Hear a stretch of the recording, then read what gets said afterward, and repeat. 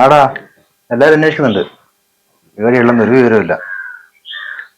ആ, ഒന്ന് അന്വേഷിച്ചേ. എന്തായി അച്ഛൻ്റെ?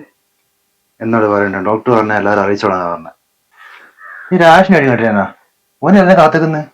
ആയിഷ ഓനല്ലേ ആളെ എമ്പുരാ ടിക്കറ്റിന് വേണ്ടി മരണക്കളി കളിക്കുന്നത്. എന്നാച്ചാ ഒരു ടിക്കറ്റ് അനക്കും. ഇനി എമ്പുരാനല്ല തമ്പുരാൻ വിചാരിച്ചാൽ ടിക്കറ്റ് കിട്ടൂല.